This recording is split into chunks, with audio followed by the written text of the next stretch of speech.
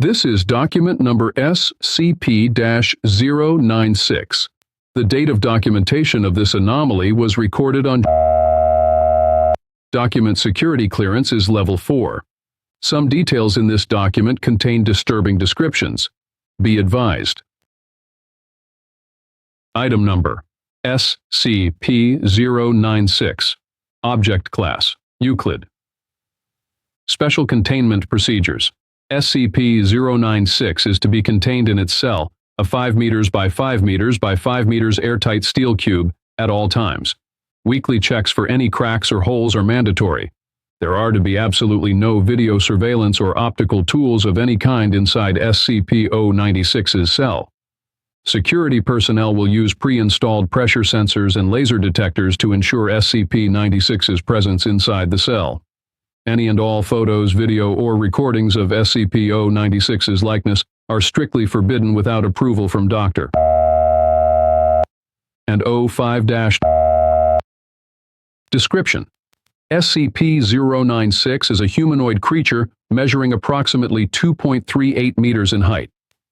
Subject shows very little muscle mass, with preliminary analysis of body mass suggesting mild malnutrition. Arms are grossly out of proportion with the rest of the subject's body, with an approximate length of 1.5 meters each.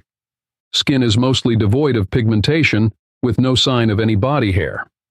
SCP-096's jaw can open to 4 times the norm of an average human. Other facial features remain similar to an average human, with the exception of the eyes, which are also devoid of pigmentation. It is not yet known whether SCP-96 is blind or not. It shows no signs of any higher brain functions and is not considered to be sapient. SCP-096 is normally extremely docile, with pressure sensors inside its cell, indicating it spends most of the day pacing by the eastern wall. However, when someone views SCP-096's face, whether it be directly, via video recording, or even a photograph, it will enter a stage of considerable emotional distress. SCP-096 will cover its face with its hands and begin screaming, crying, and babbling incoherently. Approximately 1 to 2 minutes after the first viewing, SCP-96 will begin running to the person who viewed its face, who will from this point on be referred to as SCP-96-1. Documented speeds have varied from 35 km per hour to km per hour, and seems to depend on distance from SCP-0961. At this point, no known material or method can impede SCP-096's progress.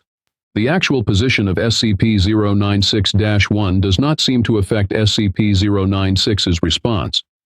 It seems to have an innate sense of SCP-096-1's location. Note: this reaction does not occur when viewing artistic depictions. See document 096-1. Upon arriving at SCP-096-1's location, SCP-096 will proceed to kill and SCP-096-1. 100% of cases have left no traces of SCP-096-1. SCP-096 will then sit down for several minutes before regaining its composure and becoming docile once again. It will then attempt to make its way back to its natural habitat. Due to the possibility of a mass chain reaction, including breach of Foundation secrecy and large civilian loss of life, retrieval of subject should be considered alpha priority. Dr. has also petitioned for immediate termination of SCP-96, see Interview 96-1. Termination order has been approved and is to be carried out by Dr. and on see Incident 096-1-A.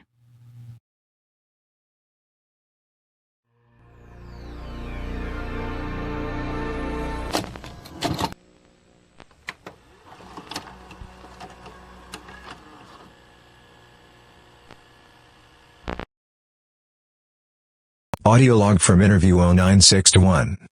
Interviewer, Dr. Interviewed, Captain, retired. Former Commander of Retrieval Team Zulu 9 Alpha. Retrieval Incident Number 0961A.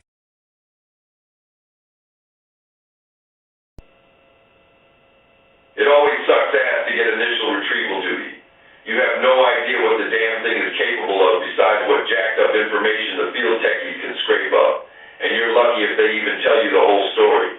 They told us to bag and tag. Didn't tell us jack shit about not looking at the damn thing. Could you describe the mission, please? Yeah, sorry. We had 2 choppers, one with my team, and one on backup with Zulu 9B and Doctor.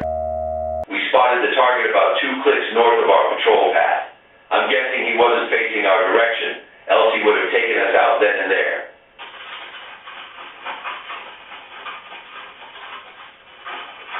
Your report says SCP-96 didn't react in the cold. It was minus degrees Celsius.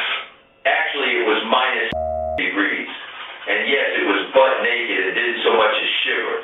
Anyway, we landed, approached the target, and Corporal got ready to bag it.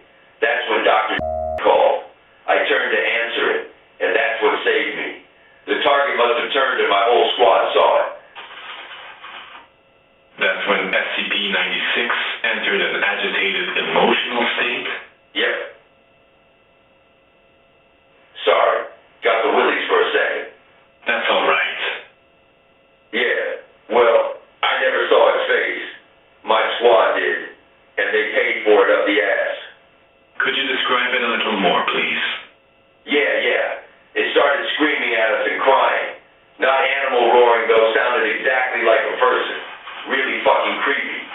We started firing when it picked up Corporal and ripped off his leg.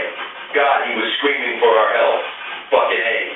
Anyway, we were blowing chunks out of the target round after round. Didn't do jack shit.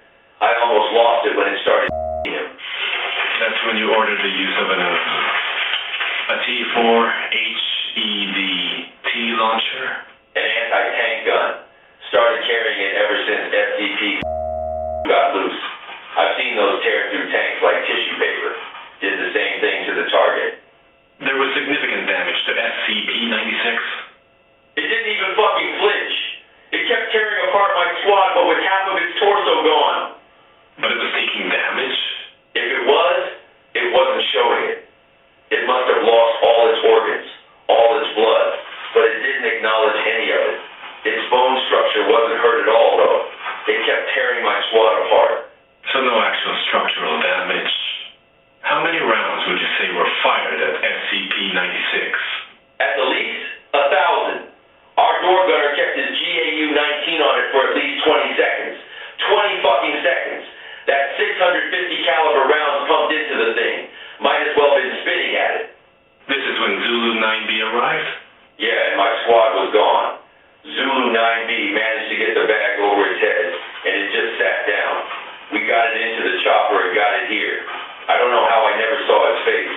Maybe God or Buddha or whoever thought I should live. The jackass. We have obtained an artist's depiction of SCP-96's face. Would you like to view it? You know, after hearing that thing screams and the screams of my men, I don't think I want to put a face to what